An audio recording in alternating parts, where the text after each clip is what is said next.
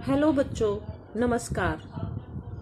स्वागत है आपका लर्निंग पॉइंट में। और कल हमने जो कक्षा 7वीं की एनसीईआरटी की बुक का जो पहला लेसन हमने किया था पर्यावरण, उसके आज हम अभ्यास के जो प्रश्न उत्तर हैं वो हम करने वाले हैं। ये वाला अध्याय हमने कल किया था, ये वाला। इसके मैंने शॉर्ट उसमें आपको पढ़ाया था शॉर्ट नोट्स के थ्रू। तो इसकी जो एक्सरसाइज हैं, आज मैं आपको इसके जो अभ्यास के जो क्वेश्चन हैं ये मैं आपको सोल्व कराने वाली हूँ। तो इनको आप अपनी नोटबुक में उतार सकते हैं या वैसे आप याद कर सकते हैं। तो देखिए, ये है हमारी कक्षा 7वीं की एनसीईआरटी भूगोल पाठ हमारा 1, और इसके अभ्यास के जो क्वेश्चन आंसर हैं वो मैंने एक इसे नोट पैड पर राइट डाउन किए हुए हैं। तो आप इनको इजीली लिख सकते हो, आपको अच्छी तरह से दिखाई देता है और आप आराम से इसको अपनी नोटबुक में उतार सकते हो। देखिए, मैं इनको आपको करवा देती हूँ अच्छे से बोल के। ये देखिए, ये मैंने सारे राइट डाउन कर रखे हैं, मैं आपको सारे करवा देती हूँ।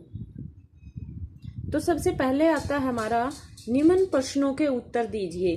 जो नीचे आपकी बुक के अंदर पहला ही जो क्वेश्चन है वो दे रखा है कि निम्न जो प्रश्न हैं उनके उत्तर दीजिए। तो ये वाले सारे क्वेश्चन मैंने राइट डाउन कर रखे हैं। तो पहला प्रश्न देखो हमारा है, परितंत्र क्या है। तो इसके अंदर देखो मैंने लिखा हुआ भी है कि परितंत्र क्या है। तो कल मैंने शॉर्ट नोट्स में आपको एक डेफिनेशन करवाई थी, वह तंत्र जिसमें समस्त जीवधारी आपस में एक दूसरे के साथ, जो समस्त यानी सारे जीवधारी जो जीवित प्राणी हैं वो आपस में एक दूसरे के साथ तथा पर्यावरण के उन भौतिक एवं रासायनिक कारकों के साथ परस्पर क्रिया करते हैं जिसमें वो निवास करते हैं।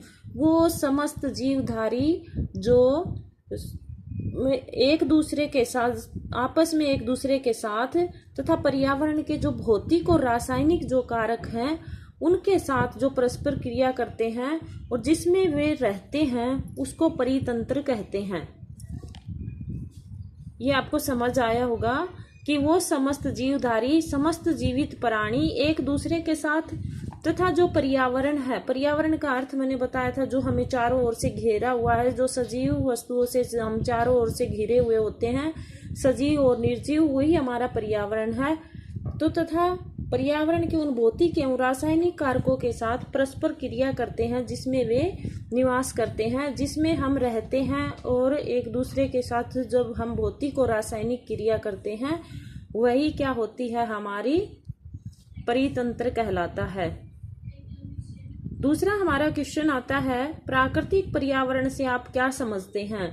तो प्राकृतिक नाम से ही हमारा दृष्टिगोचर होता है कि जो प्राकृतिक पर्यावरण है वो क्या होता है। जो प्रकृति से संबंधित जो इन्वायरमेंट होता है वो हमारा प्राकृतिक पर्यावरण होता है, जो नेचर से रिलेटेड होता है इन्वायरमेंट, वो जैसे भूमि, जल, वायु, पेड़ पौधे एवं जीव जंतु मिलकर प्राकृतिक पर्यावरण बनाते हैं। भूमि भी अपने आप में प्रकृति प्रदत्त है, जल भी, वायु भी, पेड़ पौधे और जीव जंतु भी। ये मानव निर्मित नहीं है, मानव का इनके अंदर कोई हस्तक्षेप नहीं है, इसलिए ये प्रकृति द्वारा दिए गए हैं। यही सब चीजें मिलकर प्राकृतिक पर्यावरण का निर्माण करते हैं। फिर आता है जो पर्यावरण के प्रमुख घटक कौन से हैं। पर्यावरण किन किन घटकों से मिलकर बना है, कंपोनेंट्स इसके कौन कौन से हैं। तो एक आता है प्राकृतिक, प्रकृति द्वारा, फिर आता है मानव निर्मित, और एक होता है मानव। ये 3 प्रमुख घटक हैं। फिर आता है हमारा स्थल मंडल क्या है। स्थल मंडल नहीं, नेक्स्ट है हमारा है मानव निर्मित पर्यावरण के 4 उदाहरण दीजिए कि जो पर्यावरण मानव द्वारा बनाया गया है, मानव द्वारा निर्मित किया गया है, उसके 4 उदाहरण आपको देने हैं। तो वो कौन कौन से हैं, आप अपने माइंड में इमेज भी कर सकते हो, आप मन से सोच भी सकते हो कि मनुष्य ने क्या क्या बनाया हुआ है। तो इसमें आता है पार्क, पुल आपने देखा होगा, ये प्रकृति ने नहीं मानव द्वारा निर्मित है। स्मारक हैं जो हम आपने सड़कें तो जरूर ही देखी होंगी, सड़कें हैं, इमारतें हैं, ये सभी मानव निर्मित पर्यावरण के उदाहरण हैं। फिर आता है स्थल मंडल क्या है। स्थल नाम से ही होता है, जो हमारी भूमि होती है उसको हम स्थल ही बोलते हैं मेनली, जो हमें वन, कृषि, मानव बस्तियों के लिए भूमि और पशुओं को चरने के लिए घास स्थल प्रदान करता है, वही क्या होता है, स्थल मंडल। जिसके ऊपर जीव जंतु रहते हैं, जहाँ हमारे घास के मैदान होते हैं, पशुओं को चरने के लिए जगह होती है, जहाँ हम अपने मकान बनाते हैं, कृषि संबंधी जो क्रियाएं करते हैं, जहाँ वन उगे हुए होते हैं, वही क्या होता है, स्थल मंडल। क्योंकि जल में तो हम नहीं कर सकते ना ये सारे काम, तो ये स्थल मंडल होता है। फिर आता है जीवीय पर्यावरण के दो प्रमुख घटक क्या हैं। जीवीय पर्यावरण के दो प्रमुख घटक हैं पादप एवं जंतु। ये दो प्रमुख घटक जीवीय पर्यावरण के हैं। जीवीय का अर्थ यानी सजीव। फिर आता है हमारा नेक्स्ट क्वेश्चन, जैव मंडल क्या है। जो पादप एवं जीव जंतु मिलकर जिस सजीव संसार का निर्माण करते हैं उसे जैव मंडल कहते हैं। यानी पादप और जीव जंतु मिलकर एक सजीव पर्यावरण का निर्माण करते हैं, उसको ही हम क्या बोलते हैं, जैव मंडल।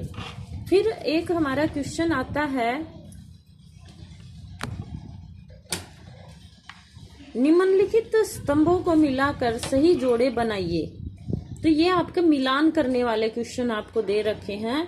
ये एक साइड में आपके क्वेश्चन दे रखे हैं, ये सही इनसे मैच करने हैं। इसके सामने जो आंसर दे रखे हैं उनमें से कि जैव मंडल क्या है, क्या होता है भाई जैव मंडल। फिर आता है वायुमंडल। वायुमंडल क्या है। जलमंडल, इसमें से आपको कौन सा लग रहा है। पर्यावरण क्या है, तो मैंने आपको बताया था सबसे पहला आता है जैव मंडल। अभी हमने किया था पीछे जैव मंडल, ये डेफिनेशन, पादप एवं जीव जंतु मिलकर किसी सजीव संसार का निर्माण करते हैं। तो ये क्या है, वह संकीर्ण क्षेत्र जहाँ स्थल, जल और वायु पारस्परिक क्रियाएं करते हैं, वो हमारा होता है जैव मंडल। तो इसके सामने आप इसको ऐसे मैच भी कर सकते हैं। फिर आता है वायुमंडल। तो वायुमंडल इसमें कौन सा हो सकता है, एक है पृथ्वी को घेरने वाली वायु की चादर, जलीय क्षेत्र, हमारे आसपास का क्षेत्र, ये तो हमारा मैच हो ही गया। तो वायु, इसमें देखो पृथ्वी को घेरने वाली वायु की जो चादर होती है वो वायुमंडल कहलाता है। फिर आता है हमारा जल मंडल, जो जलीय क्षेत्र होता है। देखो ये दो तो हमारे मैच हो गए, फिर दो ही बचे। तो एक होता है पर्यावरण और एक होता है जलमंडल। तो जलमंडल जो जलीय क्षेत्र है वो जलमंडल। फिर एक हमारा बच गया, तो ये आप वैसे ही मिला सकते हो। या पर्यावरण क्या होता है, हमारे जो आसपास जो हमें चारों तरफ से घेरे हुए होता है, वही हमारा क्या होता है, पर्यावरण।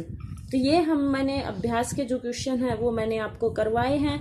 इसमें से एक और आपका रहता है जो मैं बुक में ही आपको करवाने वाली हूँ। एक क्वेश्चन और है जो टिक द करेक्ट वाला आता है, वो वाला क्वेश्चन मैंने उसमें राइट डाउन नोट्स में नहीं कर रखा, तो आपकी बुक में ही मैं टिक द करेक्ट करवा देती हूँ। ये वाला है, इसके अंदर देखो क्वेश्चन नंबर 2 जो था, सही उत्तर चिन्हित कीजिए। तो ये 3 ऑप्शन इसके अंदर दिए मिलते हैं, इनमें से आपको सही पर टिक करना है।